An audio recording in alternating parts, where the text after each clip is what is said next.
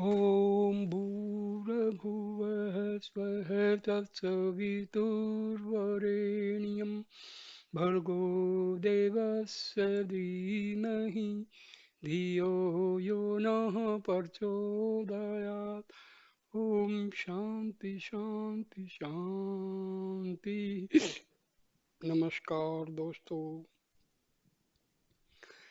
this is my fourth video on the book Final Talks by Annamalai Swami.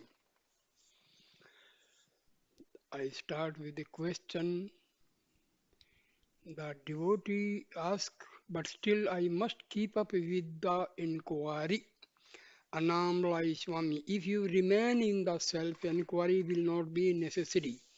If you move away from the self and go back to the mind, you then have to inquire again and go back to yourself. Question. To whom does this intensity to realize the self arise? It has to arise to the I that ultimately has to disappear. Annamalai Swami answers, who is this I? It is neither the body nor the mind. If you remain as the self, there is neither body nor mind. So what is this I? Inquire into it and find out for yourself. When you see the rope, what happens to the snake? Nothing happens to it because there never was a snake. Similarly, when you remain as the self, there is a knowing that this I never had any existence. All this is the self. You are not separate from the self. All is you. Your real state is the self, and in that self there is no body and no mind. This is the truth, and you know it by being it. This I am the body idea is wrong. This false idea must go, and the conviction I am the self should come to the extent that it becomes constant. At the moment, this I am the body idea seems very natural for you. You should work towards the point where I am the self becomes natural to you. It happens when the wrong idea of being the body goes, and when you stop believing it to be true, it vanishes as darkness vanishes when the sun appears. This life is all a dream within a dream, within a dream. We dream this world, we dream that we die and take birth in another body. And in this birth, we dream that we have dreamed. All kinds of pleasures and suffering alternate in these dreams, but a moment comes when waking up happens. In this moment, which we call realizing the self, there is the understanding that all the births, all the deaths, all the sufferings, and all the pleasures were natural dreams that have finally come to an end. Everyone has experienced dreams within dreams. One may dream that one has woken up from a dream, but that waking up is still happening within a dream. Our whole lives are dreams. When this dream life and a new one begins, there is no knowledge that both dreams are happening in the underlying dream of samsara. Bhagavan has instructed us in Who Am I to see the whole world as a dream. When realization comes, nothing will affect you because you will have the firm knowledge that all manifestation is an unreal dream. Question. When I was in Germany, I used to meditate in front of Bhagwan's picture and feel very peaceful. One day, while I was sitting as usual in front of Bhagwan's picture, a light started emerging from the eyes of Bhagwan. It flowed out of the photo and embraced me. Soon afterwards, I went into a peaceful, blissful, timeless state that I had never experienced before. I totally forgot about my body, time, and my surroundings. There was only peace and consciousness. That experience made such a deep impression on me, it created a strong yearning in me to regain the experience, but I never got it back. No matter how much I try, I never feel that I am getting any closer to it. How can I get this experience back? Annamalai Swami reply. By constant self-inquiry, who had the experience and who lost it? Who has the yearning to regain it? Who has all these thoughts about it? If you follow this approach, you will ultimately realize who you really are. The experience you had did not come from somewhere else. It is already within you. Find out who had the experience. Question. In order to do self inquiry, we have to use the mind, which is mostly troublesome and in reality does not even exist. Why is this?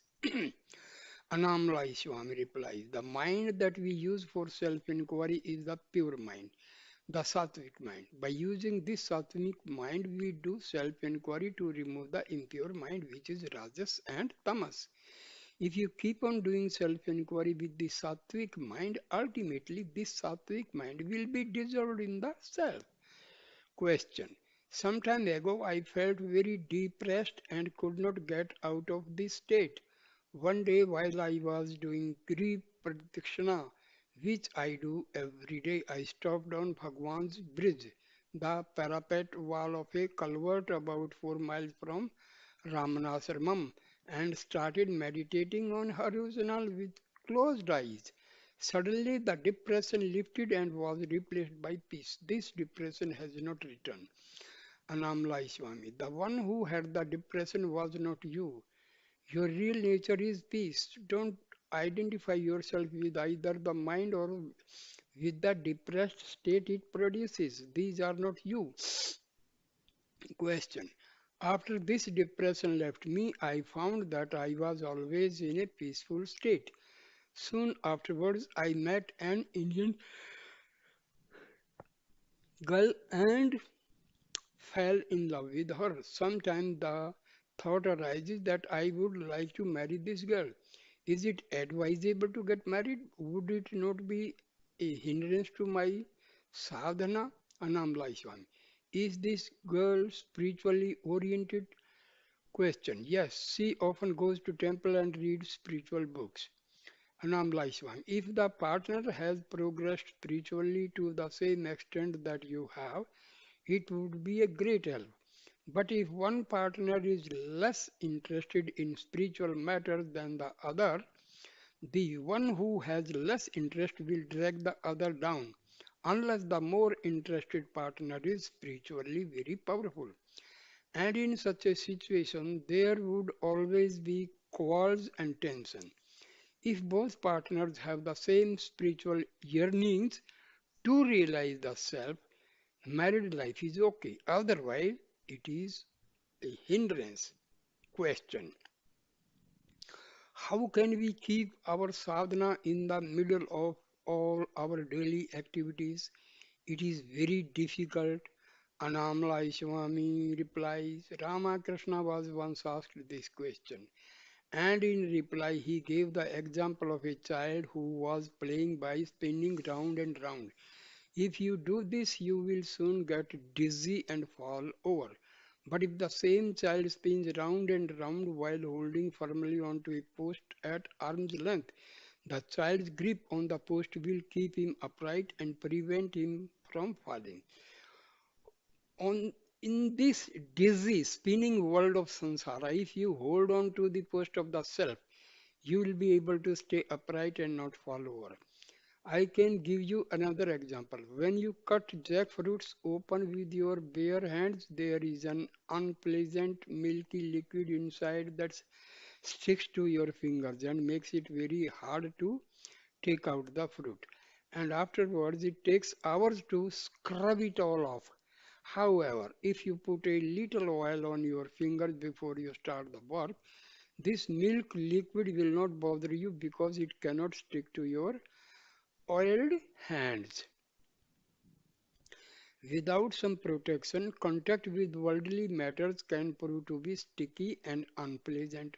But if you oil yourself with remembrance of the self, you can move smoothly and efficiently through the world without having any of your business affairs stick to you or cause you any trouble or inconvenience.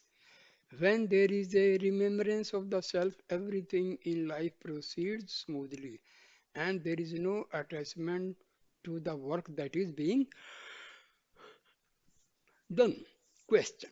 While you were doing a lot of work in the ashram, how did you manage to keep up your sadhana? Annamalai Swami. In those days, Bhagwan was accessible for most of the time, so I was able to get regular guidance in my sadhana. He told me to read Sivananda Lahiri, Elam Andre, Updesasram, and his other writings. He also told me to do prayana, chanting of scriptural works. All this was very helpful in keeping my mind on the self during work. Sri Bhagwan often said, while doing the work, don't have the idea I am doing the work. If you can keep up this attitude, work will not be a burden and no problem will touch you. Don't differentiate between work and meditation. If you don't differentiate, every job you do becomes meditation. And don't make distinction between different kinds of work. Don't think this is a good work, that is a bad work. If you treat all work equally and work you do will be beneficial for your sadhana. Question. We have to live in the world and deal with people, many of whom will try to take advantage of us.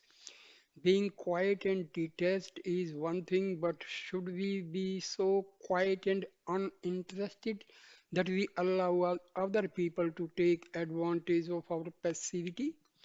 Annamalai Swami replies, you can be quiet within and be tough on the outside if that is the role you have to play in the world.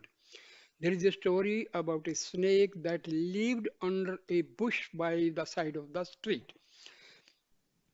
Whenever people passed the bush, the snake made a lot of noise and tried to bite them.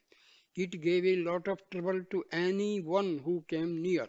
One day, a passing sadhu passed the bush and the snake, as usual, put on an aggressive show of behavior. The sadhu, who could communicate with animals, said, keep quiet and don't bite people. You don't have to behave like this. Live a peaceful life and don't trouble and people who walk past. Don't trouble the people who walk past. The snake heeded the advice and from that day on its behavior completely changed. It sat quietly under its bush and never troubled any one of the people who walked past. Within a few days, the local people realized that the snake was no longer a threat to them, but instead of being relieved, they would throw stones at the snake or try to chase it away. People have this instinctive response to snakes. Whenever they see one, they feel compelled to commit some act of violence against it. The snake ignored the provocation for a while, but it soon realized that this new state of affairs was not an improvement on the previous one. A few days later, the sadhu came by and asked how the snake's new lifestyle was going. Not so good, responded the snake. I am suffering a lot on account of your advice. I am being very calm and I am not giving any trouble to anyone. But because of my calmness and sadhu like behavior, people are taking advantage of me by throwing stones at me and harassing me. They would never do this before because they knew I might retaliate and bite them. The sadhu thought about this for some time and then spoke. I advised you to be calm and not trouble anyone, but that doesn't mean that you have to sit here passively while people come along and hurt you. When people come to cause you trouble in future, just pretend that you are going to bite them. You can be angry on the outside, but on the inside you can still be calm. From then on, the snake adopted the new tactic of hissing at everyone who came past his bush just to let them know that he was still a potential threat. This was enough to make people give him a wide berth. We can all be like this if circumstances demand it. There are occasions when a show of anger is needed. We can play the role of being angry, but at the same time, we can know that we are just acting out a role that is needed at a particular moment. Internally, we can be peaceful while all this is going on. Annamalai Swami answers.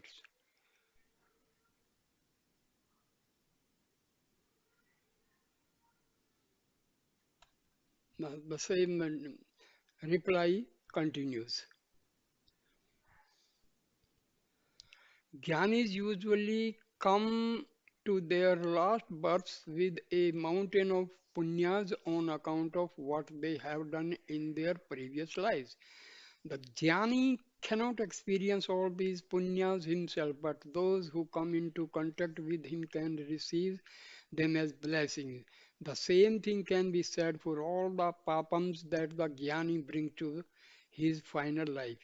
A poor man can suddenly become rich if a millionaire takes a liking to him and give him a lot of money. Those who come to a jnani and do selfless service to him find themselves becoming spiritual millionaires when they receive the Jnani's unused punyas. And those who come to abuse and insult the Jnani end up receiving all his unused papams. This is an automatic process. The Jnani does not pick and choose the people who are going to be the recipients of these punyas. This transfer happens automatically. Devotees grow spiritually by receiving all these blessings. They reach heights that would be difficult or impossible to reach through their own efforts.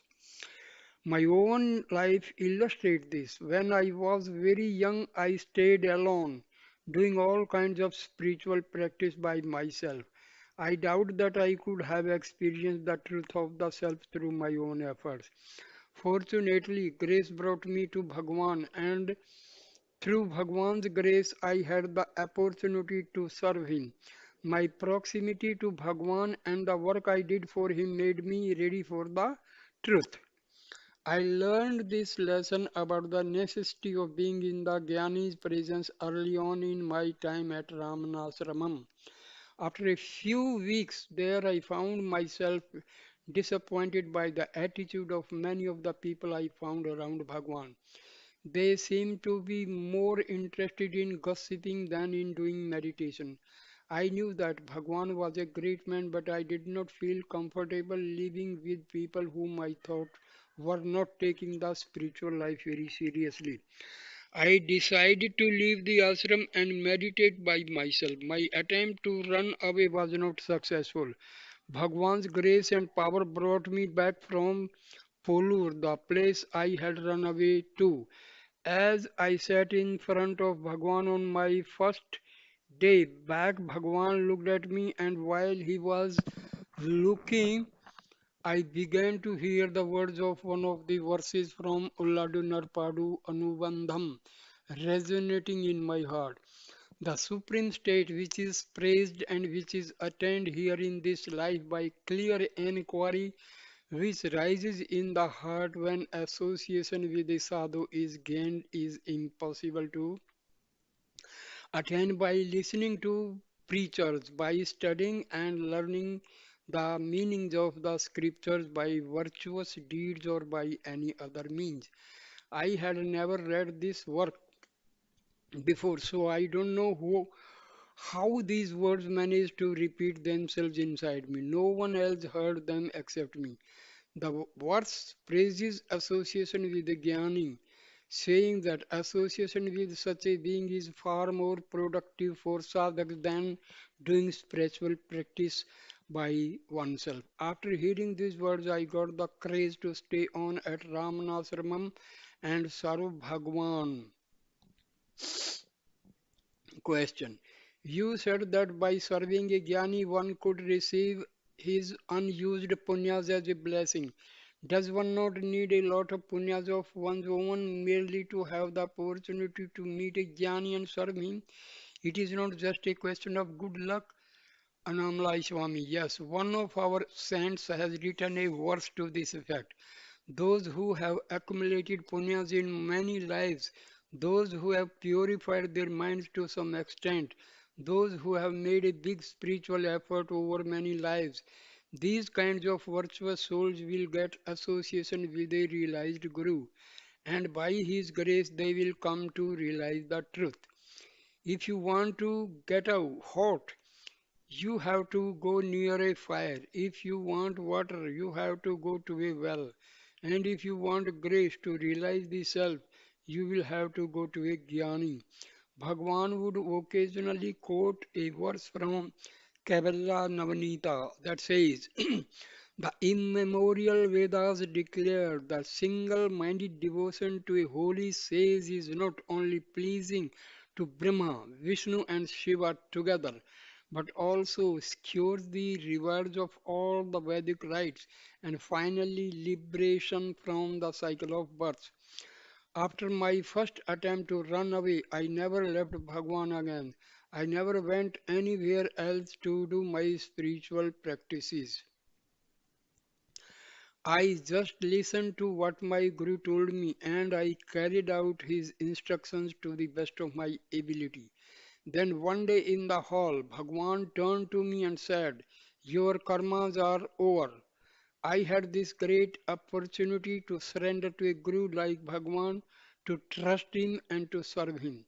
It did not happen through my own efforts. This kind of thing happens very rarely. For being such a Bhagwan don't appear very often. For beings such as Bhagwan don't appear very often. If you want to learn, you have to go to school. If you want jnana, you have to go to a jnani. I want to speak some more about the grace of the Guru. Bhagwan told me that the Guru is the self who is within. The self manifests in a form and pushes the minds of the devotees toward the self. At the same time, the Guru resides within us as the unmanifest self. From the inside, he is pulling us towards him. This pushing and pulling is the Guru's grace. For the Guru's grace to work on us, we have to surrender. We have to give up all the things of this world and all the other worlds and direct all our attention toward the self. If we want anything in this world or the next, our energy will be dispersed in these desires, and to fulfill these desires, we shall have to reborn again and again. I once told Bhagwan that I had a desire to go and live in a cave where I could do meditation by myself. Bhagwan told me, if you keep a desire like that in your mind, you will have to take one more birth. Why keep such a desire? If it is destined for you, it will happen by itself. Leave this idea alone. So give up all your desires, your likes, dislikes, and preferences. If you are truly the whole, which part of yourself will you like or dislike?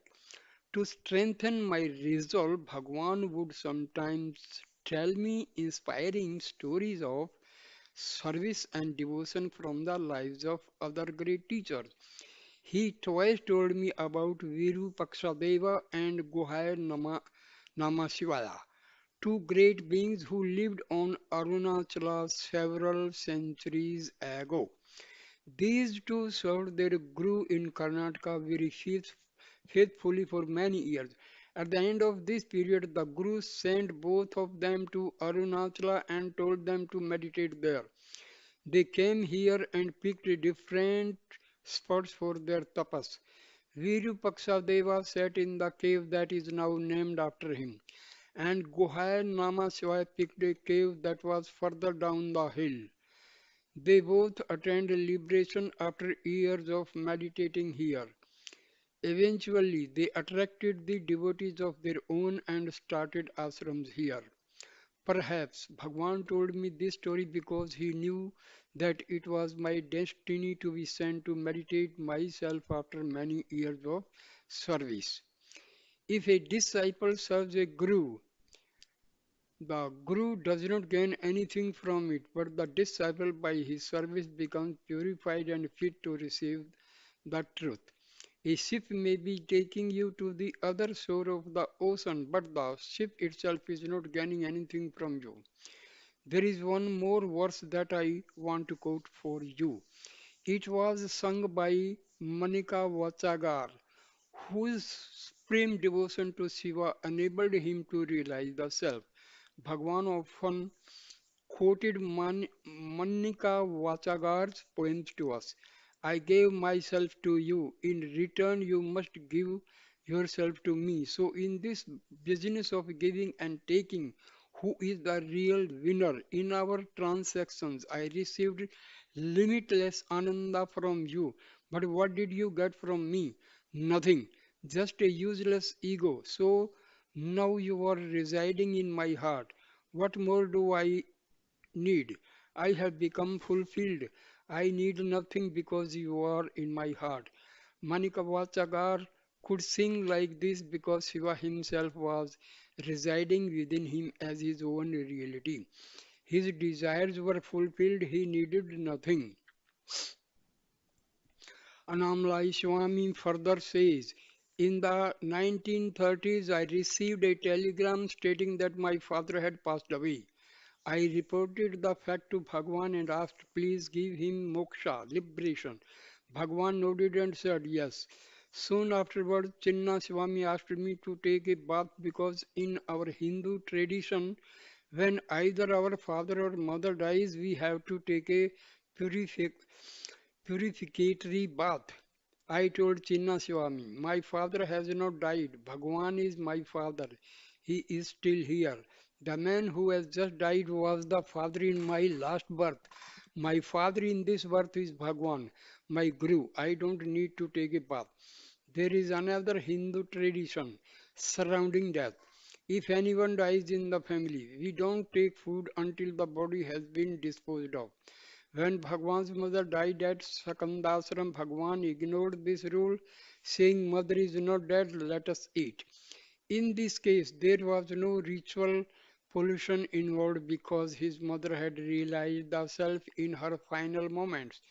In such circumstances, the usual rules on bathing and fasting do not apply. There were other Hindu dietaries rule. Uh, Hindu dietary rules that Bhagwan sometimes ignored. When there is a solar or lunar eclipses, we are not supposed to cook or eat. On one such occasion, Bhagwan said, come on, let us take our food as usual. We don't have to worry about this eclipse. Some of the Brahmins who were more strict about obeying these sorts of rules were afraid to break their lifetime habits, but the rest of us went with Bhagwan and ate our food with him. After Bhagwan's mother died in 1922, Bhagwan continued to live at Sakandasram for several months. Then one day he went down the hill to his mother's samadhi and stayed there. Some power, some Shakti compelled him to go down the hill and abandon Sakandasram. Soon afterwards, Sakandasram was robbed and the thieves took cooking pots and a few other things away. Up till then, some of the devotees had been staying at Sakandasram to guard the place and the few things that were left there. But after this step, it was more or less abandoned and everyone moved down the hill and stayed there. Many people came to serve Bhagwan food there, and the items that were lost were soon replaced by donations from the visiting devotees. In the beginning, it was very primitive. Everyone, including Bhagwan, slept outside by a mango tree. The first building was a mud hut with a thatched roof that was erected over the site of Mother Samadhi. I came along a few years later at a time when the ashram was beginning to expand and put up new buildings. All these buildings were erected on the basis of plans that had been done by Bhagwan. In those days, cement was not available and we had to use a mortar made out of lime. I was very sensitive to chemicals in the mixture. I was always getting allergic reactions to them.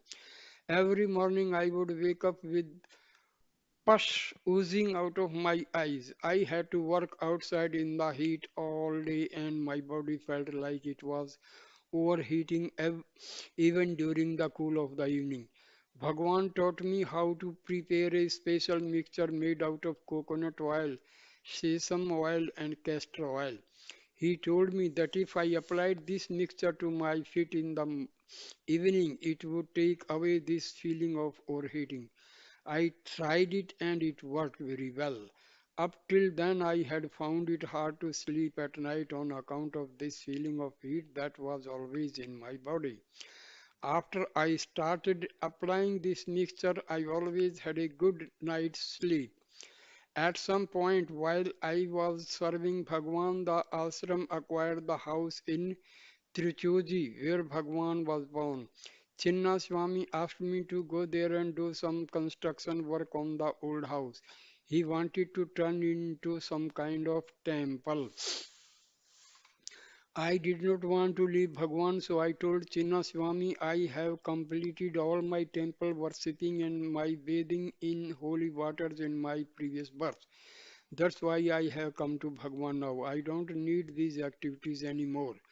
Chinna Swami did not pursue this matter with me and I never went to Trichuji. I had enough punyas to come to Bhagwan and receive his grace because I had done all these things in other lives. The charitable works, the good actions, the temple rituals, etc., that I had done in my past lives earned me the right to come to Bhagwan's presence to stay there and serve him. They had served their purpose and I did not need them anymore.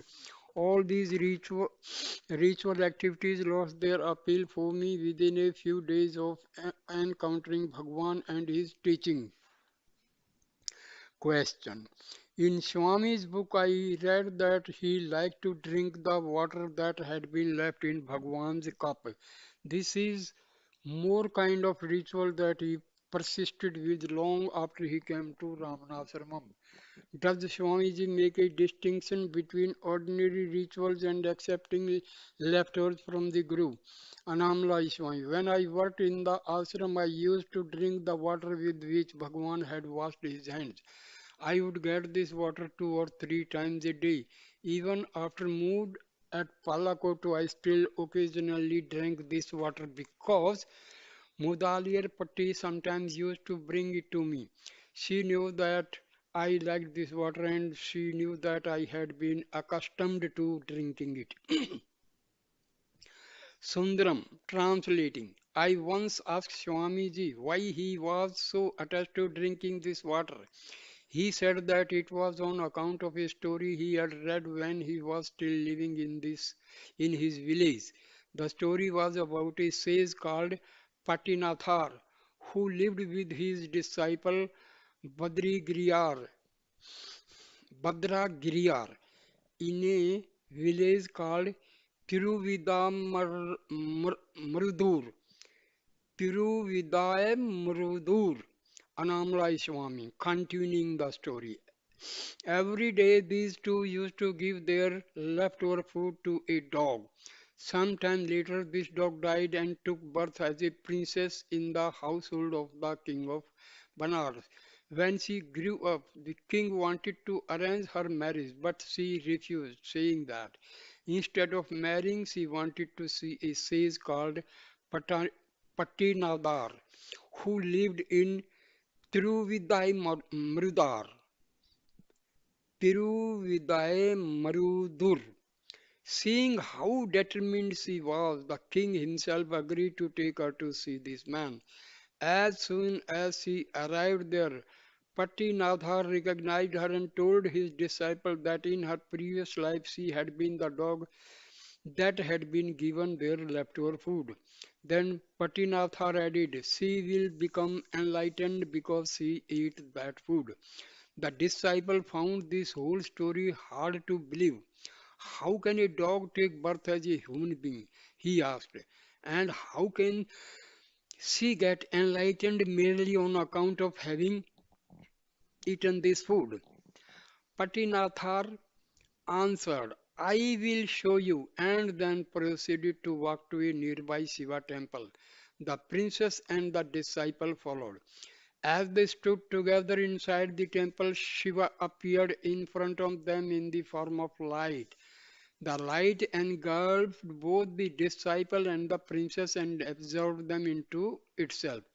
Patinathar was left standing alone. He asked Shiva, I am all alone in this world now. Please tell me how I can also merge with you. Shiva replied, take this bitter tasting sugarcane with you and visit my temple. Each time you visit a temple, taste the sugar cane. If it tastes very sweet there in the temple, you will attain samadhi and become one with me. Patinathar followed these instructions and visited many temples, but during this period, which lasted many years, each time he tasted the sugarcane in these places, it always tasted bitter.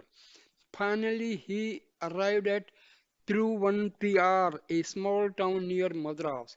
He bit into the sugarcane, and in the moment that its sweet taste touched his tongue, he attained Mahasamadhi and physically disappeared. It was the memory of this story that made me want to drink Bhagwan's leftover water. In 1930s, while I was still serving Bhagwan in the ashram, I developed a severe stomach ache. One of Bhagwan's doctor devotee decided to take me to Madras for a checkup. I was examined there, but the cause of the stomach ache was not found. As I was about to return to the ashram, I remembered the story of Pattinathar and decided to visit the temple at Truvantiyar on my way home. I had heard from other people that when Pattinathar dematerialized in the temple, he left a Shiva lingam behind. When I went to pay homage to him in his Samadhi temple, I saw that this lingam was still there. Question. During deep meditation, peace is there all the time, but there is still a feeling that peace is something that can come and go. I know that this is just an idea, but I want to eliminate this idea and have the direct experience of the peace that never comes and goes. Bhagwan says, you are always the self. It is just your notion that you are not the self that has to be got rid of. How does this happen? Annamalai Swami. The self is peace and happiness. Realizing peace and happiness within you is the true realization of the self. You cannot distinguish between peace, happiness, and the self. They are not separate aspects. You have this idea that peace and happiness is within you. So you make some effort to find it there, but at the moment it is still only an idea for you. So ask yourself, to whom does this idea come? Who has this idea? You must pursue this line if you want to have the idea replaced by the experience. Peace is not an idea, nor is it something that comes and goes. We are always that, so remain as that. You have no birth and no death, no bondage and no freedom. It is perpetual peace and it is free from all ideas. The I am the body idea is what is concealing it. This is what has to go. Question. So, the notion of being the body and the mind comes back and covers the experience. Annamalai Swami. Yes, yes. This idea, I am the body, is not there during sleep. Everyone enjoys sleeping, and the reason we enjoy it is because there are no thoughts there. It is the thoughts that arise subsequently that cause us all our trouble. There is no separate entity during sleep because no thought has arisen to create the image of one. When waking comes, this first rising thought, I am the body, brings separation, doubts, and confusion. If you can be without it in the waking state, there will be the knowledge, I am Ramana, I am Arunachala. Everything is myself, Rama, Krishna, etc. are all you. It is just this limiting, I am the body, thought that keeps this knowledge, this awareness from you. In the waking state, the jnani has no limiting thoughts, no ego that identifies with a name and a form. His state is crystal clear. Ramana Bhagwan had no ego, no limiting thoughts, which is why he knew himself to be this peace, this happiness. Question. How can we avoid getting attached to the form of the Guru, to his personality, and to the place where the Guru lives? Annamalai Swami. If you completely avoid attachment to your body and mind, then all other attachments will vanish. Identify with that which is neither body nor mind, and all your attachments will go. You can only put your attention on one thing at a time. While it is on the mind or the body, it cannot be on the self. Conversely, if you put attention on the self and become absorbed in it, there will be no awareness of mind and body. Even night, every night during sleep, you let go of your attachment to both the body and the mind, and the result is silence, peace, and an absence of duality.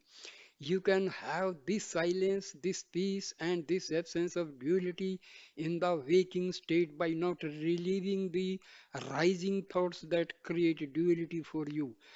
Resist limiting thoughts.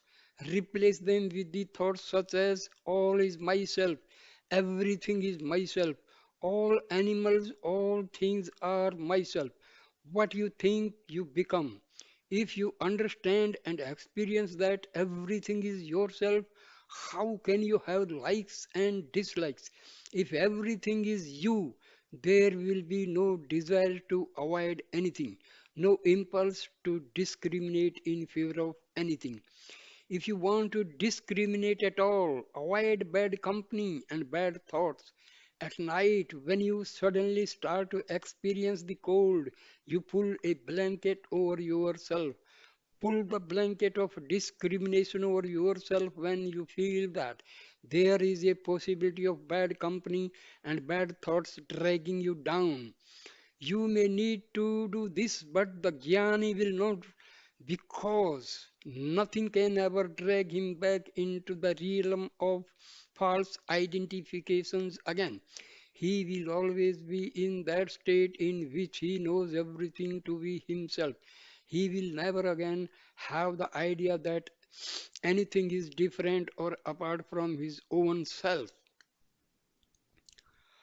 Annamalai Swami continuing, Bhagwan watched me very closely in the years that I served him in the ashram. One time I went to the mother's temple where many people were talking about worldly matters. Bhagwan called me back saying, why should you go to that crowd? Don't go to crowded places. If you move with the crowd, their vasanas will infect you. Bhagwan always encouraged me to live a solitary life and not mix with other people. That was the path he picked for me. Other people got different and advice that was equally good for them. But while he actively discouraged me from socializing, he also discouraged me from sitting quietly and meditating. during the years that I was working in the ashram. In this period of my life, if Bhagwan saw me sitting with my eyes closed, he would call out to me and give me some work to do. On one of these occasions, he told me, don't sit and meditate, it will be enough if you don't forget that you are the self. Keep this in your mind all the time while you are working. This sadhana will be enough for you. The real sadhana is not to forget the self. It is not sitting quietly with one's eye closed. You are always the self. Just don't forget it. Bhagwan's way does not create a war between the mind and the body.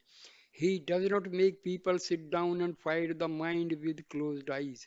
Usually, when you sit in meditation, you are struggling to achieve something, fighting to gain control over the mind. But Bhagwan did not advise us to engage in this kind of fight.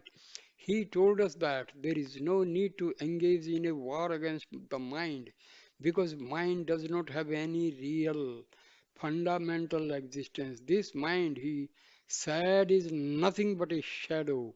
He advised me to be continuously aware of the self while I did the ordinary things of everyday life, and in my case, this was enough. If you understand the self and be that self, everything will appear to you as your own self. No problems will ever come to you while you have this vision, because you are all and all is the self. Choices about liking or disliking will not arise. If you put on green tinted glasses, everything you see will appear to be green. If you adopt the vision of the self, everything that is seen will be the self and self alone. So these were Bhagwan's teachings for me. If you want to understand the self, no formal sadhana is required. You are always the self. Be aware of the self while you are working. Convince yourself that you are the self and not the body or the mind, and always avoid the thought, I am not the self. Avoid thoughts that limit you, thoughts that make you believe that you are not the self. I once asked Bhagwan, you are at the top of the hill. You have reached the summit of spiritual life, whereas I am still at the bottom of the hill. Please help me to reach the summit. Bhagwan answered, it will be enough if you give up the thought I am at the bottom of the hill. If you can do this, there will be no difference between us. It is just your thoughts that are convincing you that I am at the top and you are at the bottom. If you can give up this difference, you will be fine. Don't adopt attitudes such as these that automatically assume that you are limited or inferior in any way. On another occasion, I asked Bhagwan, nowadays many people are crossing big oceans by plane in very short periods of time. I would like Bhagwan to find us a good device, a Jnana airplane that can speedily transport us to moksha. This time Bhagwan replied, we are both traveling in a Jnana airplane, but you don't understand this. In this answer to me, Bhagwan would never let me fall into the false belief that I was separate or different from him, or that I was a person with a mind and a body who needed to do something to reach some exalted spiritual state. Whenever I asked him questions that were based on assumptions such as these, he would show me the error that was implicit in the question and gently point me back to the truth, the self. He would never allow me to entertain wrong ideas. Question. What other questions did Swamiji ask during his early days at Ramana? Annamalai Swami replies, when I first came to Bhagwan, I used to ask questions about liberation, what is bondage, what is freedom, and so on. Vrugnar, who was sitting next to me on one of these occasions, laughed and said, "This body doesn't even know what liberation is and what bondage is." I think he was amused by the innocence of my enquiries. After I began serving Bhagwan, I listened very attentively to all the philosophical explanations that he gave. I also talked to Chadwick and other devotees about various aspects of Vedanta. I gradually absorbed the teachings until a point came where I could say that I had a good working knowledge of Bhagwan's teachings and the various other systems that were being discussed in his presence. In one of his later songs, Murugnar wrote about Bhagwan. You make wise people of those who come to you in an ignorant state. This is the grace of Ramana. I always felt that this was a reference to me. It was not easy in the beginning when I first came to the ashram. I was so forgetful. I rarely remembered anything that Bhagwan said because I was so forgetful. I used to keep a paper and pencil and write down whatever Bhagwan was saying. I felt that my forgetfulness was a hindrance to observing Bhagwan's teaching. So one day I approached him and said, Bhagwan, my memory is very bad. Could you please bless me with a good one? Bhagwan looked into my eyes for a few minutes without saying anything. From that day on, my memory became very clear and sharp, so much so I gave up carrying my pencil and paper. A woman on a pilgrimage stopped off to visit Annamalai Swami and asked for his blessings and advice. Annamalai Swami reacts. Don't forget yourself wherever you go. If you can manage this, you will not need anything else. A student once came to Bhagwan and told him that he wanted to go for further education. Bhagwan told him, this education is good for you. Study more, but at the same time, study the person who is studying. Study yourself. One of the old Siddhas, Tamil poet saints who lived about 1000 years ago, composed a song. I yearned for and searched for the truth. I ran everywhere looking for it. I wasted my life, my time, and my energy looking everywhere for this truth. So much time was wasted in this pursuit. I have grown old and am about to die, but finally I have understood that the truth light is within myself. You are going to different places on a pilgrimage, but what you are really looking for is yourself. You cannot achieve success in this by going on external searches because you yourself are the one that is being looked for. Your real nature is peace. Forgetting this, you have lost your peace and you are searching in the outside worlds where there is no peace to be found. This is the teaching of Bhagwan, my Guru. I am passing it on to you. You must understand who you are and what you are, and then you must remain as that. If you can manage this, this itself will suffice. Right now, you are under the impression that you are your body and your mind, but the truth is you are the self. Let go of the I that you imagine yourself to be and catch hold of the real I that is the self. What do you hope to gain from your pilgrimage from going here and there in an external journey? You are holding on to the idea that you are your body and your mind. Having assumed this, you are now looking for an external God so that you can worship Him. Though such worship may be beneficial, it will not take you beyond the realm of the mind.